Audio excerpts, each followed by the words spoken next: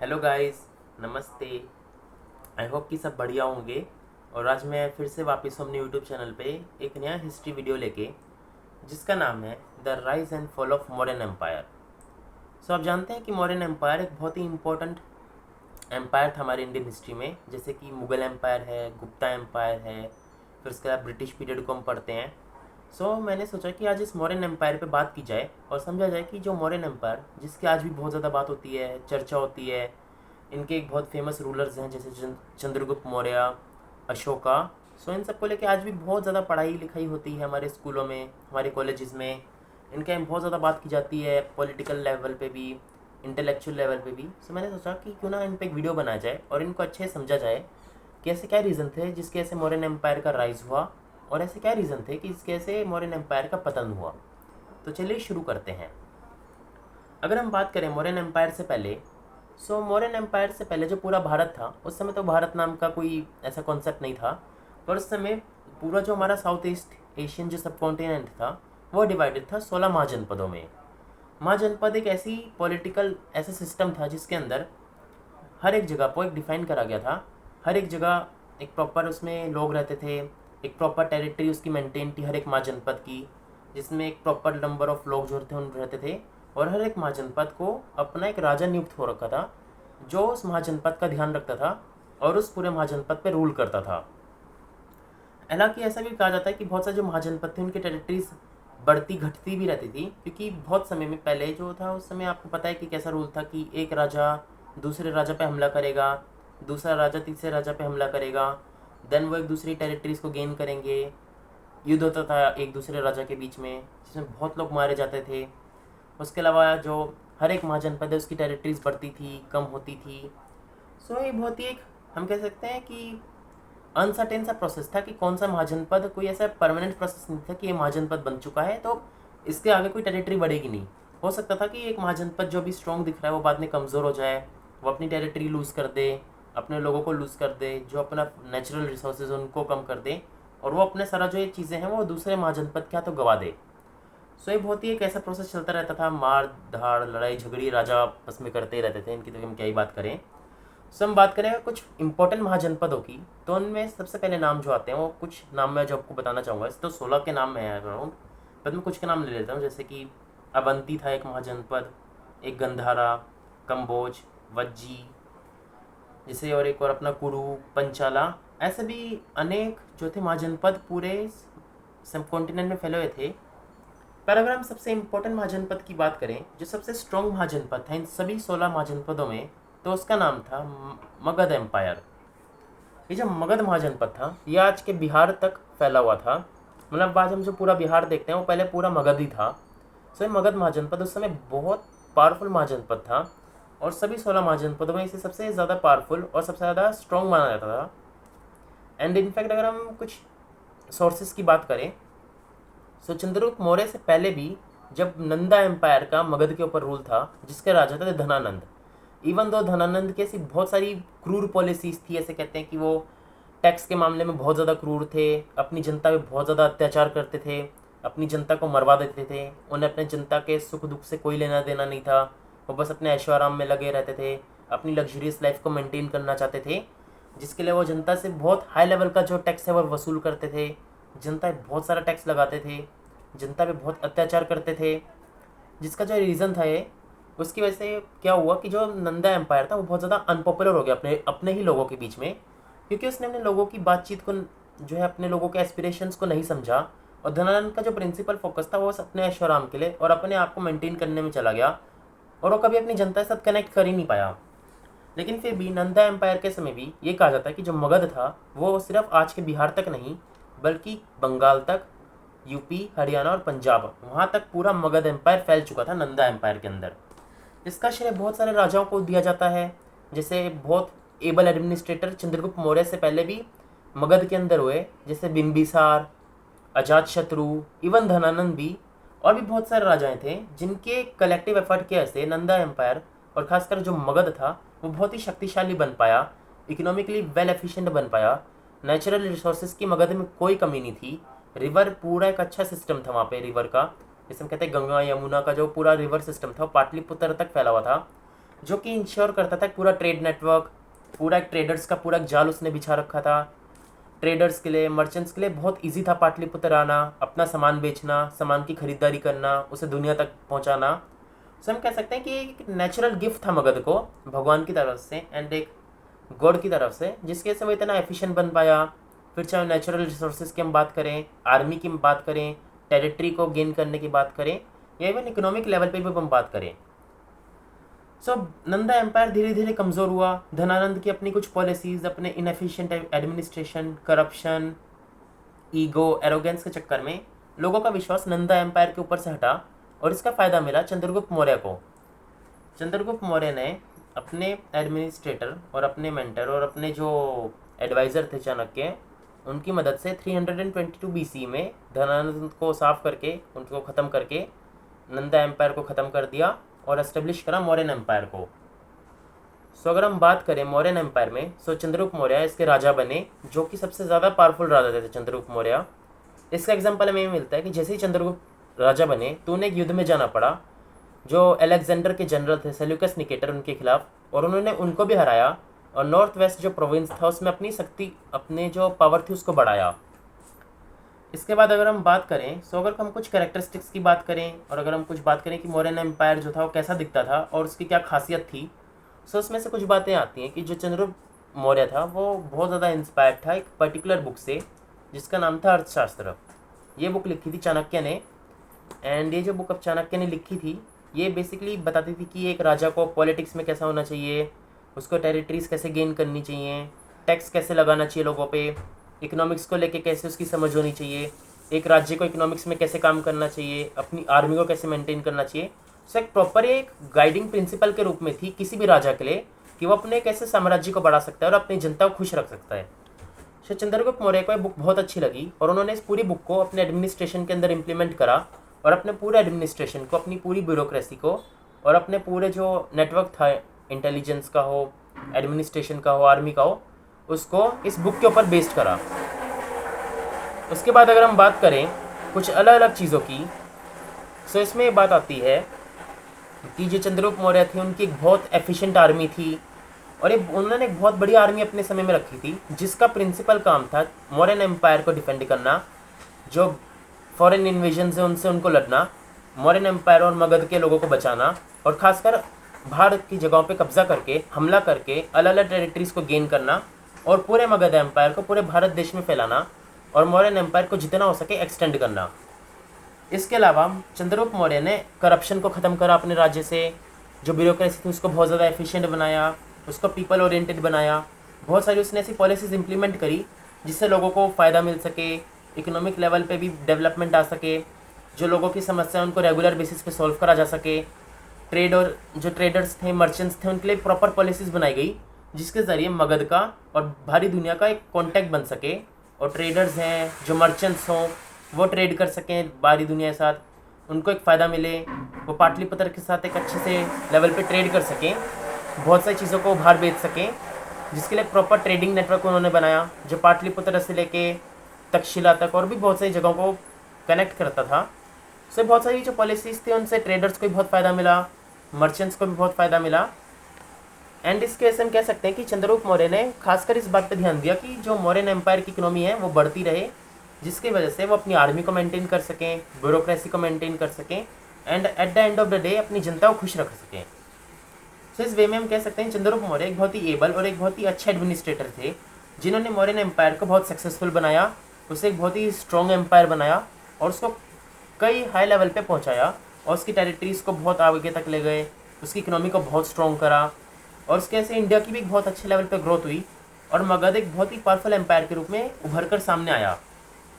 इसके बाद अगर हम बात करें तो चंद्रगुप्त मौर्य की मौत के बाद उनके बेटे बिंदुसार मौर्यन एम्पायर के अगले राजा बने।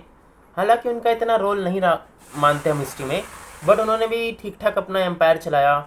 जो साउथ इंडिया तक जो एरिया था उन्होंने अपने मौर्यन एम्पायर के अंदर वो लेकर आए। आज के कर्नाटक तक का जो पूरा एरिया था वो उन्होंने मौर्यन एम्पायर के अंदर जोड़ा और उन्होंने जो ग्रीक लोग थे उनके साथ भी अपने अच्छे रिलेशनशिप रखे, जिसमें हम देख सकते हैं कि जो ग्रीक एम्बेसडर होते थे उस समय वो मौर्यन एम्पायर में आते थे। वो मौर्य की जो अपना जो कोर्ट था उसमें ग्रीक एम्बेसडर रहते थे, वहाँ की कोर्ट हियरिंग्स देखते थे सो इसका हम कह सकते हैं कि जो मौर्यंस और ग्रीक्स थे उनके एक बहुत अच्छे रिलेशन हम मान सकते हैं कि थे उस समय। बिंदुसार के बाद सबसे ज़्यादा पॉपुलर जो लीडर थे मौर्यन एम्पायर के वो थे अशोका द ग्रेट, और उन्होंने बाद में अपनी गद्दी संभाली, और उनका जो रूल था वो 268 BC से लेकर 232 BC तक था। अराउंड 36 ईयर्स तक उनका रूल चला। जो अशोका द ग्रेट थे वो चंद्रगुप्त मौर्य के पोते थे।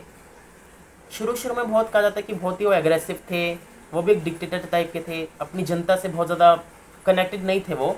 उनका पूरा फोकस था कि कैसे मौर्यन एम्पायर को कैसे एग्रेसिवली जीत बढ़ा सकें, टेरिटरीज गेन कर सकें, दूसरे एरियाज पे कब्जा करके उनको कैसे मौर्यन एम्पायर के अंदर मिला सकें। सो इन पर उनका प्रिंसिपली जो फोकस रहता था। एंड वो बहुत ही कहा जाता है क्रूर राजा थे। इवन ये भी कुछ माइथोलॉजिकल कहानियाँ चलती कि उन्होंने पावर हथियारने के लिए अपने 99 भाइयों को मरवा दिया। इनका कहता है उन्होंने लाखों लोगों को मरवा दिया था जो उनके खिलाफ बोलते थे, जो उनके खिलाफ सर उठाते थे, उनका सर उन्होंने उड़ा दिया। सो बहुत ही ऐसे राजा थे खतरनाक से। बाद में फिर कलिंग वॉर हुई, जो आज का उड़ीसा कहते हैं, उसको पहले कलिंग बोला जाता था। सो जो अशोका थे वो कलिंगा में गए, क्योंकि कलिंगा एक बहुत ही ऐसा एरिया था जिसको कभी भी मौर्य जीत नहीं पाए थे अपने प्राइम लेवल पे भी। सो अशोका ने कलिंगा के खिलाफ वॉर करी 261 BC में, और कलिंगा को भले उन्होंने हरा के अपने एरिया में मौर्यन एम्पायर में इंक्लूड करा, बट इसका एक बहुत ही साइकोलॉजिकल एंड ट्रॉमेटिक उनके ऊपर एक प्रभाव पड़ा। क्योंकि जब वो कलिंगा में गए उन्होंने देखा कि उनकी आर्मी के ऐसे 1 लाख से ज़्यादा इनोसेंट लोग मारे जा चुके हैं, जिसमें महिला भी थे, बच्चे भी थे। सो उनका एक हृदय परिवर्तन हुआ, और उन्होंने जो तलवार की पॉलिसी थी, एग्रेशन की पॉलिसी थी, कंटिन्यूस एक्सपेंशन की पॉलिसी थी, उन्होंने इस पॉलिसी को त्याग दिया, और उन्होंने बुद्धिज़्म को अडॉप्ट कर लिया। उन्होंने कहा कि अब वो आगे से कभी भी युद्ध नहीं करेंगे, कभी भी वॉर नहीं करेंगे, और हमेशा पीस के लिए और नॉन वायलेंस के लिए अपनी ज़िंदगी को डेडिकेट करेंगे, और बुद्धिज़्म को वो प्रमोट करेंगे अपने राज्य में और अलग अलग जगह पे, ताकि लोग लड़ाई झगड़ा छोड़ के पीस मेंटेन करें, खुशहाली से रहें, और कभी भी युद्ध वगैरह ना हो और आम लोगों की जान ना जाए। इसके लिए उन्होंने बहुत सारे स्टेप्स को इम्प्लीमेंट करा अपने राज्य के लेवल पे। जैसे उन्होंने धम्मा नाम का एक रिलीजन अपने पूरे मौर्यन एम्पायर के अंदर चलाया, जो कि बेस्ड था पॉलिसीज ऑफ एथिकल गवर्नेंस, कि एक राजा को कैसे एथिकल गवर्नेंस चलानी चाहिए, अपना साम्राज्य कैसे चलाना चाहिए, कैसे अपनी जनता के सुख दुख में अपना साथ देना चाहिए, जनता के जो इश्यूज़ हैं उनको सॉल्व करना चाहिए। इसके अलावा कैसे रिलीजियस जो टॉलरेंस उसे मेंटेन करना चाहिए, कैसे हारमोनी रखनी चाहिए अलग अलग कम्युनिटीज़ के बीच में, लोगों के बीच में जो है सांप्रदायिक संवेदना रखनी चाहिए, हर रिलीजन की रिस्पेक्ट करनी चाहिए, मोरल वैल्यूज़ को इम्पोर्टेंस देनी चाहिए। इसके लिए उन्होंने मिनिस्टर्स को भी अपॉइंट करा, जिनका काम था लोगों के बीच में धम्मा का मंत्र फैलाना एंड लोगों को जागरूक करना कि वो कैसे एक दूसरे के लिए सेकुलर बने एंड एक दूसरे के लिए एस्पिरेशंस के लिए रिलीजन को लेके टॉलरेंट रहें और पीस की तरफ अपना ध्यान रखें और लड़ाई झगड़े में ना पड़ें। इसके अलावा जो इम्पोर्टेंट एक जो स्टेप और था वो ये था कि उन्होंने जो बहुत सारे बुद्धिस्ट मिशन थे जिनका काम था बुद्धिज़्म को स्प्रेड करना, बुद्धिज़्म को पॉपुलर करना, उन्होंने ऐसे कई बुद्धिस्ट अभियानों को साउथ ईस्ट एशिया में और श्रीलंका में बहुत सारे देशों में भेजा। इसका परिणाम ये हुआ कि बुद्धिज़्म सिर्फ ना कि इंडिया में, जबकि बहुत सारे साउथ ईस्ट एशियन कंट्रीज़ में, यहाँ तक कि चाइना, जापान, श्रीलंका, इन सब देशों में भी फैला। और इनका मोटिव, जो अशोका का मोटिव ये था कि पीस की बातें हों और बुद्धिज़्म को कैसे ज़्यादा पॉपुलर करा जा सके और उनकी टीचिंग्स को कैसे वर्ल्ड वाइड लेवल पे फैलाया जा सके। अगर हम आगे की बात करें, अगर हम मौर्यन एम्पायर की पीक की बात करें, जो मौर्यन एम्पायर जब अपने सबसे शक्तिशाली रूप पे था, तो ऐसा कहा जाता है कि उसका जो पूरा साम्राज्य का पूरा जो एरिया था वो आज के अफगानिस्तान से लेके और आज के बंगाल तक फैला हुआ था, एंड ऊपर हिमालय से लेके नीचे दक्षिण भारत के कर्नाटक तक का पूरा जो मौर्यन एम्पायर था फैला हुआ था, due to the collective efforts of Bindusara, Ashoka और चंद्रगुप्त मौर्य। एंड इसलिए कहते हैं कि जो मौर्यन एम्पायर था सबसे पहला एग्जाम्पल था यूनाइटेड इंडिया का, कि किस तरीके से कलेक्टिव एफर्ट्स के ऐसे पूरा एक मौर्यन एम्पायर जो पहले से बिहार और कुछ एरियाज तक सीमित था, वो कैसे धीरे धीरे एक्सपेंड करा, कैसे उसने अलग अलग टेरिटरीज को जीता और कैसे पूरा एक यूनिफाइड सिस्टम बन पाया और कैसे एक एबल एडमिनिस्ट्रेशन की मदद से एक प्रॉपर एक एनर्जी, एक प्रॉपर इकोनॉमिक वो पावर हाउस बना। और हर एस्पेक्ट में, फिर चाहे वो रिलीजन के एस्पेक्ट में हो, रिलीजियस टॉलरेंस उसने रखी, जो पॉलिसीज़ थी जैसे मॉरल गवर्नेंस को, सेकुलरिज्म को, रिलीजियस टॉलरेंस को उसने इम्पोर्टेंस दी, पीस को उसने इम्पोर्टेंस दी, बुद्धिज़्म जैसे रिलीजन को बहुत हाई लेवल पे प्रोपोगेट करा गया और उसका बहुत हाई लेवल पे विस्तार और डेवलपमेंट हुआ मौर्यन एम्पायर के अंदर। और भी बहुत उन्होंने जो अपनी हाई लेवल की आर्मीज थी उससे मेंटेन करा, एफिशिएंट ब्यूरोक्रेसी को मेंटेन करा और जनता के सुख दुख को सॉल्व करा और एक प्रॉपर एक अच्छा एडमिनिस्ट्रेशन उन्होंने सेटअप करा, जिसका काम था लोगों की समस्याओं को भी सॉल्व करना, टेरिटरीज को भी आगे बढ़ाना और इकोनॉमी लेवल पे भी अच्छा करना। अब आप सोच रहे होंगे अगर मौर्यन एम्पायर इतना ही अच्छा था फिर भाई वो कोलैप्स क्यों कर गया, लाइक वो फिर पतन क्यों हो गया उस मौर्यन एम्पायर का। सो हमें जानते हैं कि जो एम्पायर एक समय बहुत पावरफुल होता है वो कभी ना कभी कोलैप्स तो होता ही है। ये बात लाइक हम कह सकते हैं नेचर की बात है कि जो चीज़ पावरफुल होगी एक समय वो कभी ना कभी डिक्लाइन तो करेगी ही करेगी। सो अगर हम बात करें कुछ मेन रीजंस की कि क्या ऐसे रीजंस है कि कैसे जो मौर्यन एम्पायर जो एक समय इतना शक्तिशाली था जिसकी बातें हर जगह होती थी वो एकदम से ख़त्म हो गया। सो सबसे पहला रीज़न ये था कि मौर्यन एम्पायर जो मजबूत हुआ था वो मजबूत हुआ था कलेक्टिव एफर्ट्स के ऐसे जो करे गए थे चंद्रगुप्त मौर्य जैसे रूलर्स के, ऐसे अशोका द ग्रेट जो बहुत ही एफिशिएंट रूलर थे। बट उनके बाद ऐसा कोई एफिशिएंट रूलर हमें नहीं दिखता है, क्योंकि जो बहुत सारे रूलर्स बाद में वो बहुत ही इनएफिशिएंट निकले, बहुत ज़्यादा वीक रूलर्स थे वो जो मौर्यन एम्पायर को नहीं संभाल पाए। और बाद में जो बहुत सारे जो इनएफिशिएंसी थी जो एडमिनिस्ट्रेशन के अंदर एक लंबे समय में डेवलप हो जाती हैं वो सब भी मौर्यन एम्पायर में आई। जैसे बहुत सारी जो प्रॉब्लम्स जो बाद में मौर्यन एम्पायर में डेवलप हुई वो जैसे थी कि करप्शन बहुत ज़्यादा बढ़ने लगा, लोगों की समस्याएं बहुत ज़्यादा बढ़ने लगी, जो रूलर्स थे वो फिर से एक सेंट्रलाइज ब्यूरोक्रेसी के अंदर रहने लगे, लोगों से उनका कॉन्टैक्ट खत्म हो गया। एंड इसके से बहुत सारी प्रॉब्लम्स को जो है जनरेट हुई। जैसे इकोनॉमी में भी फिर मौर्यन एम्पायर में जो रूलर्स थे वो कुछ ज़्यादा कर नहीं पाए, इकोनॉमी भी बहुत ज़्यादा कोलैप्स करने लगी। एंड इन सब रीजंस के से हम कह सकते हैं कि मौर्यन एम्पायर पहले जैसा मजबूत नहीं रहा और धीरे धीरे उसका कोलैप्स होना शुरू हो गया। एंड एक सबसे बड़ा रीज़न हम इसमें कह सकते हैं कि जो अशोका की पॉलिसी थी नॉन वायलेंस की वो भी थी। अशोका की बात भले ही बिल्कुल ठीक थी कि नॉन वायलेंस होना चाहिए, पीस होना चाहिए, बट अगर एक एडमिनिस्ट्रेशन को संभालना है, एक सबसे बड़े साम्राज्य को संभालना है, तो कुछ हिस्टोरियंस का मानना है कि आर्मी को मेंटेन करना ज़रूरी है। एंड एक कंटिन्यूस आर्मी को मेंटेन करने के लिए ज़रूरी है कि कुछ ना कुछ कॉन्फ्लिक्ट हो एंड कुछ ना कुछ लड़ाइयों में आर्मी रहे ताकि वो एक प्रोफेशनली ट्रेंड रहे। बट क्योंकि अशोका ने नॉन वायलेंस की पॉलिसी को अपनाया एंड उन्होंने सारे युद्ध वगैरह सब छोड़ दिए थे करने, तो इसलिए आर्मी का भी कोई ऐसा बहुत ज़्यादा यूज़ रह नहीं गया था मौर्य में। तो इसलिए कहा था कि आर्मी को मेंटेन करना बहुत ज़्यादा मुश्किल हो रहा था लोगों के लिए, क्योंकि मौर्यन एम्पायर धीरे धीरे फ्रेगमेंट हो रहा था, धीरे धीरे प्रोविंसेस जो थे वो इंटरनली अपने एक दूसरे से लड़ना शुरू हो चुके थे क्योंकि रूलर्स बहुत ज़्यादा वीक थे। सो इसलिए कहते हैं प्रोविंसेस ने भी डिसाइड कर लिया था कि वो मौर्यन एम्पायर में अब नहीं रह पाएंगे। सो लड़ाइयाँ मचनी शुरू हुई, जो लोकल रूलर्स थे वो धीरे धीरे वो स्टैंडर्ड हुए, मजबूत हुए, उन्होंने अपने आप को मौर्यन एम्पायर से अलग करना शुरू करा। और जो आर्मी थी उसे भी वो मेंटेन नहीं कर पा रहा था, पाटलिपुत्र उनकी सैलरीज भी नहीं दे पा रहा था। एंड कहते हैं बहुत जो आर्मी थी वो इतने समय से युद्ध ही नहीं लड़ पा रही थी तो वो भूल ही गए थे युद्ध लड़ना। एंड इसलिए कहते हैं कि एंड ऑफ द डे जो आर्मी थी वो भी बहुत ज़्यादा काम में नहीं आ पाई प्रोटेक्ट करने में मौर्यन एम्पायर को, और धीरे धीरे करके जो अलग अलग प्रोविंसेस जो एक कई समय पे जीते गए थे वो रिवेल कर गए और रिवोल्ट कर गए और मौर्यन एम्पायर से अलग हो गए। और जो आखिरी अगर हम जो कहते हैं कि हम जो एक आखिरी जो हम कहते हैं कि जो कुछ तो हम कहते हैं कि हम क्या बोल सकते हैं उसे कि जो आखिरी कील जो थी उसको जो ठोकी गई थी मौर्यन एम्पायर के ख़त्म होने में, वो की गई थी जो बृहदरस्ता जो मौर्य थे, बृहदरथ मौर्य, वो आखिरी रूलर जो थे मौर्यन एम्पायर के, उनको अपने ही आर्मी जनरल पुष्यमित्र शुंग ने मार डाला, मतलब ख़त्म कर दिया उनको, और अपना नया साम्राज्य शुंगा डायनेस्टी उन्होंने शुरू करी 185 BC में। और इन सब रीजंस के से हम कह सकते हैं कि मौर्यन एम्पायर फाइनली कोलैप्स कर गया और इतना महान साम्राज्य जो एक समय जिसकी हर जगह तूती बोलती थी और जो एक बहुत ही अच्छा एडमिनिस्ट्रेशन को गवर्न करता था, हर जगह उसकी तारीफ होती थी, वो एक इतिहास बन के रह गया और हमेशा हमेशा के लिए ख़त्म हो गया। अगर आपको मेरे वीडियोस पसंद आए गाइस तो प्लीज़ मेरे चैनल को सब्सक्राइब करें, मेरे इस वीडियो को लाइक करें, इसे शेयर करें अपने फैमिली के साथ, अपने फ्रेंड्स के साथ। और अब ऐसे ही नई हिस्टोरिकल फैक्ट्स को जानने के लिए, अलग अलग हिस्ट्री की बातों को जानने के लिए, पॉलिटिक्स की बातों को जानने के लिए मेरे चैनल को आप सब्सक्राइब कर सकते हैं। और ऐसे ही वीडियोस के लिए आप वेट कर सकते हैं, मैं अपने नए नए वीडियोस लाता रहूँगा नए नए टॉपिक्स के ऊपर। सो प्लीज़ मेरे साथ रहें और मुझे सपोर्ट करें। Thank you everyone.